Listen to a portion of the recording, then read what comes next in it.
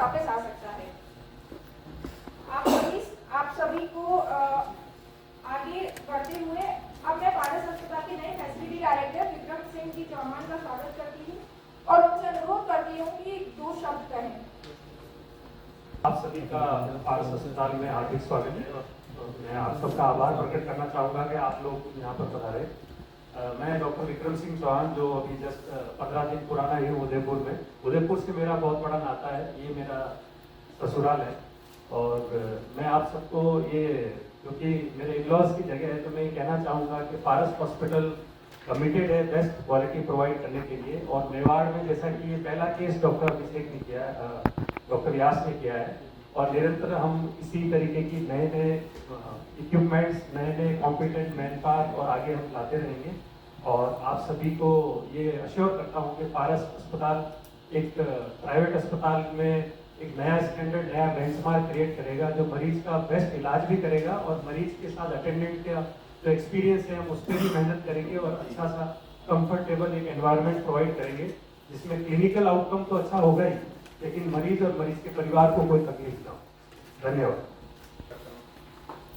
मेरा नाम डॉक्टर अभिषेक व्यास है। मैं एक मिनिमल इन्वेजिव सर्जन हूँ। बेसिकली मिनिमल इन्वेजिव सर्जन वो होता है जो कन्वेंशनल चीरा लगाने की बजाय छोटे छोटे होल से सर्जरी करता है, उसको बोलते हैं MIS। MIS minimal invasive surgery. तो हम जनरल सर्जरी को ही जो नई टेक्निक है उसी से करते हैं। जो बीमारियां हैं वो सारी पुरानी हैं, लेकिन इलाज जो है वो बिल्कुल नया है। तो आज हम जो जिस बारे में बात करना चाहते हैं वो है वेरिकोज वेन। अल्सर हो जाता है, ये जो डायलेटेड वेन्स हैं इनको वेरिकोज वेन कहते हैं। तो basically varicose vein superficial veins होती हैं। इनका क्राइटेरिया क्या है, जिसको हम नॉर्मल वेन्स की बजाय वेरिकोज वेन कहते हैं, क्योंकि कई बार जो नॉर्मल वेन्स हैं वो भी दिखती है, क्या वो भी वेरिकोज वेन है? नहीं, वो वेरिकोज वेन नहीं है। वेरिकोज वेन उनको बोलते हैं जो डायलेटेड हो, इलोंगेटेड हो मतलब लंबी हो गई हो, फूल गई हो, टॉर्चुअस हो गई हो मतलब जिगजैग पैटर्न बनाती है, और साथ में पाल्पेबल हो। पाल्पेबल मतलब आप हाथ रखेंगे तो आपको महसूस होगा कि यहाँ पे वेन फूल गई है। और इसमें मेनली जो होता है वीनस हाइपरटेंशन के कारण की बीमारी होती है। जैसे हमारा नॉर्मल हाइपरटेंशन होता है, वैसे ही पाँव में एक अलग तरह का हाइपरटेंशन होता है, उसको वीनस हाइपरटेंशन बोलते हैं। तो इसके पीछे पैथोफिजियोलॉजी क्या है वो थोड़ा है। ये नॉर्मल काम कर रहे हैं। अब देखिए ये अब ढंग से काम नहीं कर रहे हैं और ब्लड नीचे गिरने लग गया है और वेन फूलने लग गई। अब जब ये ज्यादा फूलने लग जाती है वेन, तो बहुत ज्यादा टॉर्चुसिटी डेवलप हो जाती है और पाँव में ऐसे नीले कलर के उभार नजर आते हैं। तो इसी को हम वेरिकोज वेन बोलते हैं। इसके मुख्य कारण जो है वो एक तो एज रिलेटेड प्रॉब्लम है, क्योंकि एज के साथ जो बॉल आपने अभी देखे हैं वो खराब होते जाते हैं। उन नसों को जो सपोर्ट करने वाली मसल है वो भी एज के साथ कमजोर होती जाती है। तो ये बेसिकली एज रिलेटेड प्रॉब्लम है, लेकिन यंग्स में भी होती है। कब होती है? जैसे अगर आपका जेनेटिकल है, जैसे फैमिली में अगर रन हो रहा है, आपके फादर मदर को है, तो आपको हो सकती है। जेंडर की बात करें तो वुमेन्स में जो होते हैं, महिलाओं में ये ज़्यादा होती है। विदेशों में महिलाओं में ज़्यादा होती है, लेकिन इंडिया में देखा जाए तो मेल्स में ज़्यादा होती है, क्योंकि मेल इंडिया में जो हम स्टैंडिंग पोस्चर में ज़्यादा रहते हैं, मेल्स यूजुअली 10-10 घंटे तक खड़े रहते हैं, तो उसके कारण ये होती है। ओबेसिटी मतलब मोटापा। जब मोटापा के कारण अगेन वही है कि आपका जो मसल है, मसल मास कम हो जाता है, फैट बढ़ जाता है, उसके कारण आपको ये होने के चांसेस रहते हैं। प्रेगनेंसी में ये होती है, जितनी ज़्यादा प्रेगनेंसी होती है उतने ही ज़्यादा इनको होने के चांस रहते हैं, क्योंकि इसके पीछे जो मेन हार्मोन है वो एस्ट्रोजन हार्मोन है। कई बार जब महिलाएं ओरल कॉन्ट्रासेप्टिव पिल्स लेती हैं उसके कारण भी ये बीमारी हो सकती है। निचले पैरों में धड़कन, जलन, सूजन या ऐंठन महसूस होता है।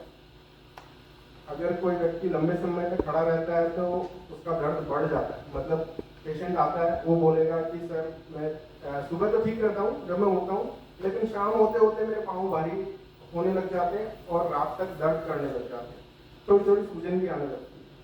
तो ये एक बहुत कॉमन सिम्टम है। इसमें शुरुआत में आपके नसों के आसपास खुजली होने लगती है और आपके मीडियल मेलियस मतलब पाँव के अंदर साइड में एक चकत्ता बनने लगता है। धीरे धीरे वो चकत्ता अल्सर का रूप ले लेता है। अगर हम इस बीमारी का इलाज नहीं करते हैं तो वो अल्सर का रूप ले लेता है। जैसे प्रभा जी हमारे पास आए थे तो इनको सेम यही प्रॉब्लम हो रही थी। अभी तक चकत्ता बनना शुरू हो गया था लेकिन अभी अल्सर नहीं बना था। एक खुजली बहुत हो रही थी, दर्द बहुत हो रहा था। तो ये इनिशियल स्टेज होती है। सही टाइम पे इलाज होने में बहुत आसानी से इलाज हो जाता है। देखिए, सर्जरी जो की होती है वो हम उसको इस तरह से समझ सकते हैं कि एक कपड़ा फट गया है। सर्जरी का मतलब है एक टाँका लगना है। अब वो टाँका आप उसी दिन लगाएंगे, 7 दिन बाद लगाएंगे, साल भर बाद लगाएंगे या 10 साल के बाद लगाएंगे, अल्टीमेटली टाँका ही लगना है। जिस चीज़ का इलाज सर्जरी ही है, उसकी सर्जरी जितनी जल्दी होगी रिजल्ट उतने ही बढ़िया आएंगे। आप जितना उस कपड़े को रखेंगे कपड़ा बढ़ता जाएगा और रिजल्ट भी अच्छे नहीं आएंगे। तो मेरी आपसे रिक्वेस्ट है, अगर आपके आसपास कोई भी बीमारी ऐसी दिखती है जिसका सर्जरी ही इलाज है तो आप उसको कन्विंस करिए कि आपको जहां करानी है कराइए, लेकिन तुरंत करानी, क्योंकि अल्टीमेटली सर्जरी होनी है। जल्दी सर्जरी होती है तो उसका रिजल्ट बहुत अच्छा होता है। कि अगर जैसे इलाज नहीं करते हैं तो क्या क्या कॉम्प्लिकेशन हो सकते हैं। कई बार वो नसें इतनी फूल जाती हैं कि अपने आप फट जाती है। अब आप कहेंगे फट क्यों जाती है? अभी जैसे ये नस है और ये स्किन है, इन दोनों में गैप है, ठीक है, इन दोनों के बीच में फैट होता है। जैसे जैसे नस फूलती जाएगी स्किन और नस का गैप कम होता जाएगा और एक दिन ऐसा आएगा कि नस जो है बिल्कुल स्किन के ऊपर होगी। हल्का सा आपने अगर खुजा भी दिया तो वहां से नस फट जाएगी और टॉरेंशियल ब्लीडिंग हो रही है, मतलब बहुत भयंकर ब्लीडिंग होती है। पेशेंट की जान को भी खतरा हो सकता है, इतनी तेज ब्लीडिंग होती है, क्योंकि ये बहुत बड़ी नस है। खुजली तो हम अभी आपने डिस्कस कर ही लिया है, खुजली होती है। ये जो आप काला पाँव देख रहे हैं पिगमेंटेशन होता है, साथ में अगर चकत्ता बन जाता है और अगर उसका इलाज नहीं करते हैं तो उस तरह से वो अल्सर हो सकता है उसमें। तो ये सारे इसके कॉम्प्लिकेशन है अगर हम टाइम तक ट्रीट नहीं करते हैं तो। अब क्या क्या हमारे पास इलाज के ऑप्शन है। अगर नसें छोटी है तो हम उसमें स्क्लेरोथेरेपी कर सकते हैं, ये बहुत पुराना तरीका है। दूसरा जो आजकल नया तरीका है वो है minimal invasive surgery. Minimal invasive surgery में जो एक पुराना मेथड है वो है लेजर मेथड। उसके ऊपर जो है वो रेडियो फ्रिक्वेंसी एब्लेशन है और जो हमने प्रभा जी का इलाज किया है वो एक अलग टेक्निक से किया है, उसके बारे में हम आगे बात करेंगे। ये एक पुराना तरीका है स्ट्रिपिंग ऑफ वेन का। जब पुराना जमाने में हम लोग पूरी वेन को यहाँ से वायर डालते थे, यहाँ से वेन वापस बांध के एक ब्रूटल तरीके से खींच लेते थे। अंदर ब्लीडिंग हो चाहे हो कुछ नहीं है, बस यही तरीका बताया हुआ था कि एक वायर बांधना, खींच देनी है पूरी नस। तो यहाँ से लेके यहाँ से पूरी उखाड़ देते थे, मतलब इतना ब्रूटल तरीका था। अब बहुत सारे नए अच्छे से तरीके आ गए हैं, इससे इलाज आसान हो गया है। ये है बिना सी जिससे हमने किया है। ये केवल जैसे हम आईवी कैनोला लगाते हैं केवल उतना ही छेद करते हैं, उससे नस में अंदर तक जाते हैं। और इसमें एक ग्लू है, वो ग्लू को हम अंदर छोड़ते हैं और धीरे धीरे ये पूरी नस अपने आप ब्लॉक करता जाता है। ये ग्लू हमने रखा है अब हमने इसको चिपका दिया, ये पूरा पोर्शन ठीक हो गया है। अब हम पीछे खींच लिया हमने कैथेटर। अब हम इस कैथेटर में से फिर कुछ ग्लू निकालते हैं, फिर इसको चिपकाते हैं।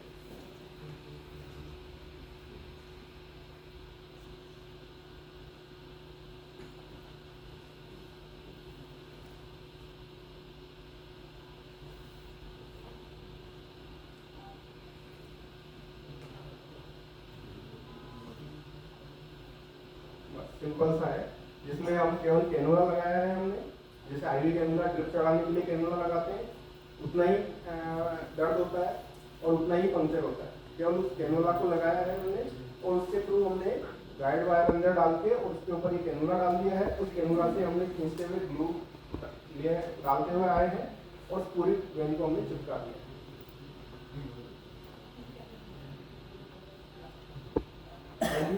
यही था बिना सी। आप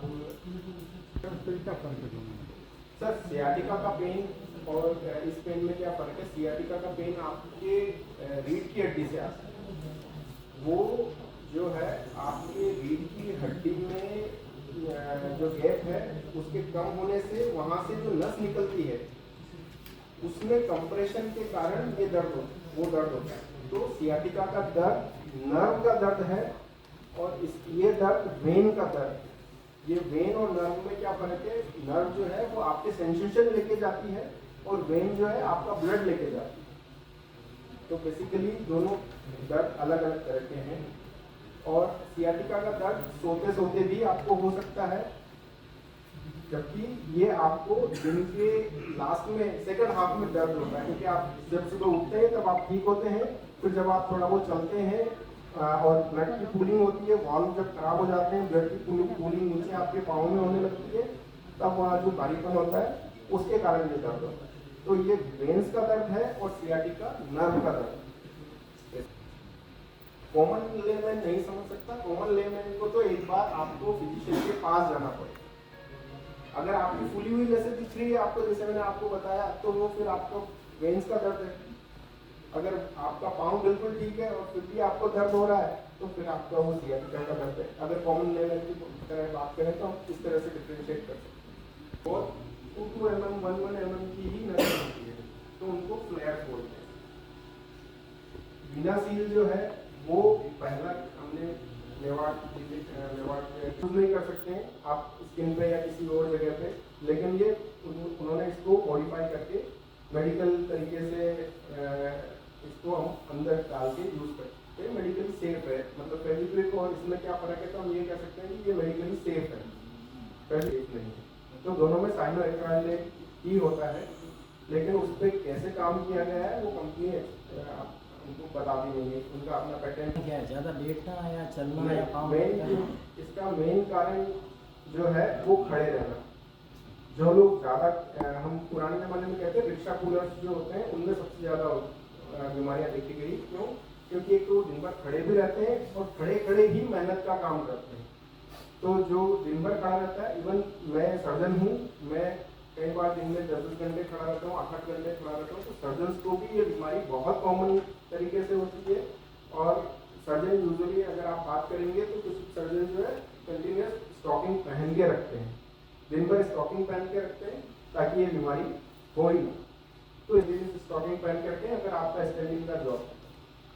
सर ये जो आपने प्रॉब्लम बताई है सर, ये हेरिडिटरी फॉर्म में भी होता है कि अगर किसी फादर को है तो अगर आपके फादर को है तो आपको होने के चांसेस हैं, तो डेफिनेटली यस हो सकता है, इसका जेनेटिक है एक्सपोजर अगर तो हो सकता है। में शुरुआती उसमें क्या होता है, सूजन आता है, लकड़ी जैसा नहीं होता है।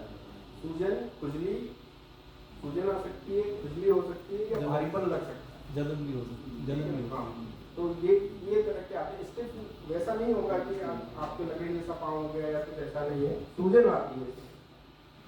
तो बहुत अगर अंदर जाए तो अगर यहाँ के वॉल खराब है तो सबसे पहला सिम्टम सूजन आता है। यहाँ के वॉल खराब नहीं है और परफोरेटर खराब है तो फिर खुजली पहले आती है। तो इस तरह से इनमें अलग अलग तरह के तो बहुत सारे किसी का एंकल के यहाँ पे प्रॉब्लम हो तो अगर जैसे कोई ये हाँ। इसमें सिर्फ एंकल पे बहुत अगर एंकल पे किसी तरह का चकत्ता है या उनके एंकल पे इस तरह का जो पिगमेंटेशन हो रखा है, ब्लैक कलर का पाम हो रखा है एंकल पे, या एंकल पे किसी तरह का अल्सर बना हुआ है, तो डेफिनेटली वो वेरिकोज वेन के कारण ही है। बस अभी तक डायग्नोज नहीं हुआ है। कई बार क्या होता है कि जो नीचे वाले परफोरेटर होते हैं उसके कारण सूजन नहीं आती है, साथ में आपको डायलेटेड वेन भी नहीं दिखती है, केवल और केवल आपको यहाँ पे पिगमेंटेशन दिखता है, पाम नीचे से काला पड़ने लग जाता है। वो एक क्लासिकल एग्जांपल है वेरिकोज वेन। एक बार पेशेंट मोटे होते हैं तो आप हमको नहीं दिखती है वेन्स उनकी। ये डॉक्टर साहब दूसरे बॉडी पार्ट में होता है क्या? जो अभी हम बात कर रहे हैं ये केवल वेरिकोज वेन लेग्स की बात कर रहे हैं। जैसे हमारे पाइल्स हैं वो भी एक तरह का वेरिकोज वेन ही है। वही वेन्स होती हैं वो डायलेट हो जाती है। आपने सुना हो कि जो लिवर फेलियर वाले पेशेंट होते हैं उनके गले खून की उल्टियाँ होती हैं उनको, तो वो इसलिए होती है क्योंकि गले की जो नसें हैं वो डायलेट हो जाती है। तो वो भी एक वेरिकोज वेन का ही टाइप है। एक अगर हम देखें कि हमने पूरी की पूरी एक नस ब्लॉक कर दी है, अब उसका शरीर पे क्या प्रभाव पड़ेगा। तो देखिए, हम जो उसका काम था ब्लड को नीचे से ऊपर धकेलना, ठीक है। अब वो काम नहीं कर रही, ठीक है, काम नहीं कर रही है, उसका वाल्व खराब हो गया है तो ब्लड ऊपर से नीचे गिरने लग गया, उसी के कारण डायलेट होने लग गई है और कॉम्प्लिकेशन डेवलप है। तो अब हमको इस चीज का इलाज करना है, तो हम निकाल रहे हैं वो वेन जो ऑलरेडी खराब हो चुकी है, वो केवल और केवल कॉम्प्लिकेशन करेगी। जैसे आपने सुना हो बाईपास सर्जरी में यहाँ से वेन निकालते हैं, आपने कई बार देखा होगा, तो सेम यही वेन है जो हम बाईपास सर्जरी में वेन लगाते हैं, वो यही वेन है जो एक्स्ट्रा वेन की जैसे इसको स्टेपनी के जैसे काम में ले सकते हैं। तो उस टाइम ये हेल्दी वेन को निकाल के बाईपास सर्जरी जब करते हैं हार्ट का बाईपास, तब उसमें यही वेन हम यूज करते हैं। तो यहाँ पे ब्लड चैनल्स बहुत अच्छे होते हैं, तो जब आप ये वेन निकाल भी देते हो तो भी ब्लड का सर्कुलेशन रुकता नहीं। सर वो यूजलेस है, एक तरह से अंदर पड़ी है बॉडी में, तो यूजलेस वे भी है। देखिए, कुछ महीनों बाद, कुछ साल बाद वो अंदर सड़े, कुछ कॉम्प्लिकेशन आए क्या? ये जो आप जो अच्छा ग्लू आप कह रहे हैं ग्लू का जो ग्लू का नहीं सर, वो नर्व्स जो अंदर बॉडी में पड़ी है, ग्लू से केमिकल चेंजेस हो गए दोनों के। हाँ। चेंजेस होने से ये जो नया जो आप बता रहे हो कि ग्लू वाला, ये कितने साल हुए, उसकी रिसर्च रिपोर्ट क्या है? लाइव पूछ रहे हो आपकी जी। ये कहना चाह रहे हैं कि अगर अंदर पड़ी रह जाए और हाँ, उसमें उसका कुछ तो रिएक्ट करेगी सर। नहीं है, ऐसा नहीं है। इसमें बॉडी में कोई चीज जिसकी ब्लड सप्लाई है वो खराब नहीं होता, ठीक है। तो हमने उस वेन की ब्लड सप्लाई नहीं खत्म की है, हमने उस वेन को ब्लॉक किया है ऊपर से भी और नीचे से भी, ताकि उससे जो ब्लड गिर रहा था वो गिरना बंद हो जाए। और वो जैसे हम हर्निया भी करते हैं, सारी जिंदगी वो क्रैश नहीं पड़ी रहती। तो ये जो भी चीजें होती है वो मेडिकली सेफ होती है और बॉडी के हिसाब से बनाई जाती है। जैसे वही मैंने बताया ना आपको कि ये फेविक्विक और इसमें क्या फर्क है कि वो हेल्थ के लिए सेफ नहीं है और ये हेल्थ के लिए केमिकली चेंज है वो। हाँ, तो उस तरह से डॉक्टर साहब ये डायबिटीज, हार्ट और इन बीमारियों में कितना परसेंटेज रहता है ये बीमारी होने का? नहीं, इस बीमारी का उनसे कोई रिलेशन नहीं है, लेकिन अगर आपको डायबिटीज है तो पेरिफेरल न्यूरोपैथी होने के चांस रहते हैं। पेरिफेरल न्यूरोपैथी होती है तो दूसरे वॉल्व खराब होने और उसके चांस बढ़ जाते हैं, लेकिन डायरेक्ट उससे कोई रिलेशन नहीं है। ये केवल और केवल वॉल्व खराब होने की बीमारी होगा क्या नहीं होगा, क्योंकि ये विनस हाइपरटेंशन की बात कर रहे हैं, तो नहीं, जरूरी नहीं कि आपको हाइपरटेंशन हो और आपको विनस हाइपरटेंशन भी हो। तो ये वो बीमारियां बिल्कुल अलग है और ये बीमारी अलग है। ये प्रोसीजर जो विनासिल ग्लू प्रोसीजर है, ये केवल और केवल पाँव के लिए ही बनाया हुआ है। अभी इससे आगे और कुछ नहीं आया है, लेकिन हम पहले से ही जानते हैं, जैसे हम यहाँ पे जो गले में इसोफेगल वेरिसेस वगैरह हम करते हैं उसमें हम सल्ले का यूज़ करते हैं। तो जहाँ पे जो टेक्निक इजी होती है वो वहाँ पे पेन नहीं है, वहाँ पे कुछ कट नहीं लग रहा है, हम उसमें आपने सुना होगा कि गले में छल्ले डाले हैं जो ब्लीडिंग हो रही थी। तो बेसिकली वो भी वही है, ब्लॉक ही करना है उनको, कैसे भी करो ब्लॉक करना है बस। उसमें दिख रहा होता है, आपने कैमरा डाला अंदर दिख रहा है, आपने उसके ऊपर छल्ला डाल दिया, बटन डाल दो। हाँ, तो वो क्या है कि ब्लॉक हो जाती है। तो अल्टीमेटली हमको इनको ब्लॉक करना है। अभी जैसे हेमरोइड जो हम करते हैं उसमें भी हम जो एडवांस टेक्निक कर रहे हैं हेमरोइड में भी, पायल्स में भी, उसमें भी हम यही करते हैं, एक स्टेपल फायर करते हैं, वो इन सब इसकी ब्लड सप्लाई को ब्लॉक कर देता है। तो सेम वही करता है। बस अब इनिशियल तो टैबलेट ऐसा कोई टैबलेट अवेलेबल नहीं है जिससे ये ठीक हो सकती है, लेकिन इसको रोका जा सकता है। अगर आपको इनिशियल लेवल पे ये पता चल गया है तो आप जो है अपना एक मोजा पहन के रखिए, जिसको स्टॉकिंग्स बोलते हैं। तो अबाउंड स्टॉकिंग पहनेंगे और उसको पहन के रखने से ये बीमारी वहीं रुक जाती है और वो आगे नहीं बढ़ती है। कई बार अगर आप लंबे टाइम तक रेगुलर स्टॉकिंग पहनते हैं तो आपकी वेन्स की वॉल भी मजबूत हो जाती है, उससे वो बीमारी वहाँ रुक भी जाती है और फिर कभी होती भी नहीं, जिसको लेके आप उसको ठीक कर सकते हैं। सर्जरी के बाद में वापस होने के कितने चांस हैं? हाँ, ये भी एक अच्छा क्वेश्चन है। देखिए, इसकी जो कह रहे हैं वो है अराउंड 95%, 96% तक ये काम करता है, रिकैनालाइजेशन रोकता है। तो अभी तक जो दूसरी हमारे पास है, जैसे हम स्क्लेरोथेरेपी की बात करें तो उसमें है 25 to 30% रिकैनालाइजेशन के चांस करते हैं। अगर हम सर्जरी की बात करें वेन की, जिसमें हम वेन को निकाल रहे हैं, उसमें भी अराउंड 20% तक के चांसेस हैं। अगर हम लेज़र की बात करें तो लेज़र और इसमें क्या फ़र्क है कि लेज़र में भी जो है अराउंड 10% से 15% के आसपास का ही रिकैनालाइजेशन या रिकरेंस या वापस होने के चांस है।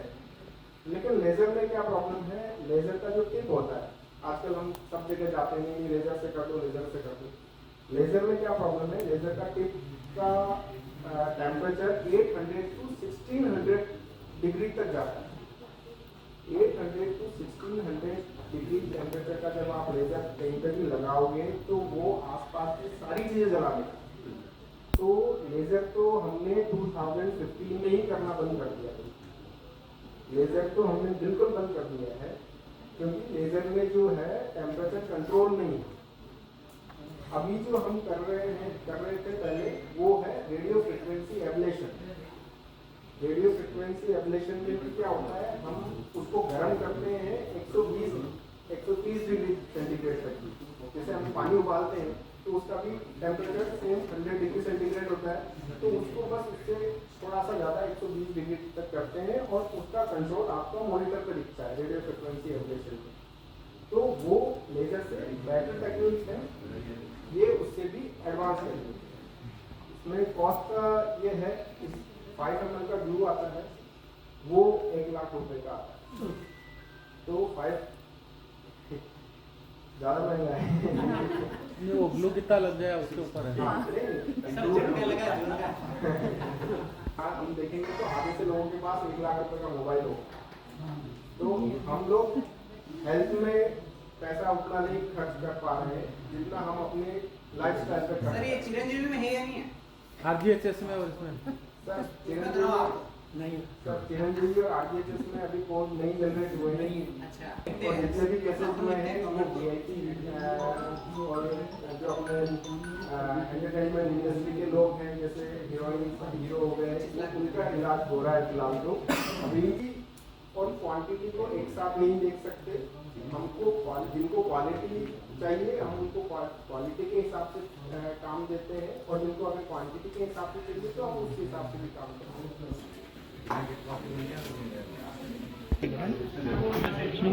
जी सर, किस तरह का ऑपरेशन हुआ है, क्या? ये वेरिकोज वेन का ऑपरेशन था। वेरिकोज वेन जो क्या होती है, मैं पहले वो समझा देता हूँ।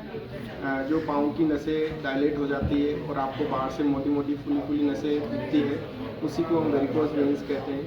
बहुत कॉमन बीमारी है, लेडीज़ में ज़्यादा होती है, या फिर जो लोग ज़्यादा देर तक खड़े रहते हैं उनमें ये ज़्यादा होती है। हमने जो अभी इलाज किया है उसका एक मीनासील ग्लू आया है, उससे हमने उसका इलाज किया है। और इस इलाज में ये है कि आप उसके तुरंत बाद भी आप डिस्चार्ज होकर घर जा सकते हैं, अपना काम वापस शुरू कर सकते हैं। किसी तरह का बेड रेस्ट की ज़रूरत नहीं होता है। पुराने इलाज में स्टॉकिंग्स और बेड रेस्ट ज़रूरी होता था, नए इलाज में किसी भी तरह की स्टॉकिंग्स वगैरह पहनना ज़रूरी नहीं होता है। गर्मी का सीजन है, स्टॉकिंग्स ज़्यादा देर तक लोग पहन नहीं सकते हैं, तो इसमें स्टॉकिंग्स की पहनने की भी ज़रूरत नहीं है। केवल 1 से 2 घंटे में हम इलाज के बाद घर भेज सकते हैं, क्योंकि इसमें किसी भी तरह का चीरा नहीं है। केवल IV कैनुला लगाने जितना होल होता है, उसी होल से सारा इलाज हो जाता है। तो किसी तरह का चीरा नहीं है, किसी तरह का टाका नहीं है। तो नेक्स्ट 1 to 2 आवर्स में आप घर जा सकते हैं। सर मेवा का ऑपरेशन हुआ है, कितना सेफ है ये और इसके कोई साइड इफेक्ट? ये एकदम सेफ है, किसी भी तरह का कोई साइड इफेक्ट अभी तक डॉक्यूमेंटेशन में नहीं आया है और ये सेफ है बेसिकली। और अभी क्या कुछ फर्क महसूस मेरी बहुत मोटी मोटी स्टूल हो जाती थी, बहुत खुजली आती थी, धब्बे हो जाते थे, बहुत दर्द होता था। अब मुझे ऑपरेशन अच्छा हुआ, डॉक्टर अभिषेक ने बहुत अच्छा ऑपरेशन किया, ना चलता है